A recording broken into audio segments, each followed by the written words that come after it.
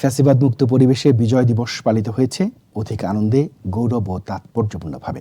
আমি দৃঢ়ভাবে বিশ্বাস করি, ভবিষ্যতে বাংলাদেশের প্রতিটি স্বাধীনতা ও বিজয় দিবস জনগণের প্রতি রাষ্ট্র ও সরকারের দায়িত্বের অঙ্গীকারের প্রতীক হবে। ভেরিফাইড এক্স অ্যাকাউন্টে মহান বিজয় দিবসে দেয়া এক পোস্টে এসব কথা লিখেছেন বিএনপির ভারপ্রাপ্ত চেয়ারম্যান তারেক রহমান।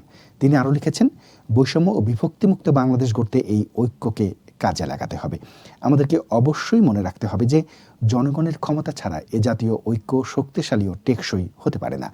রাষ্ট্র ও রাজনীতিতে মানসম্পন্ন পরিবর্তন অর্জনের জন্য সংস্কার অপরিহার্য।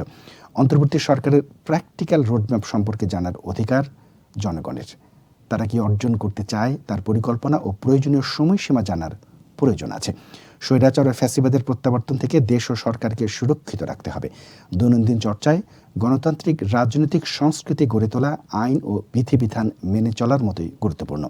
নির্বাচিত প্রতিনিধিদের নিয়ে গঠিত একটি পার্লামেন্ট জনগণের আকাঙ্ক্ষার প্রতিফলন ঘটাতে প্রতিশ্রুতিবদ্ধ। জনগণের ম্যান্ডেট রাষ্ট্র ও সমাজের গণতান্ত্রিক সরকারের ভিত্তিপ্রস্তর স্থাপন করে। জনগণের রাজনৈতিক ক্ষমতা তখনই সত্যিকার অর্থে সুরক্ষিত হয় যখন একটি জবাবদিহিমূলক সরকার এবং একটি কার্যকর সংসদ মিলেমিশে কাজ করে।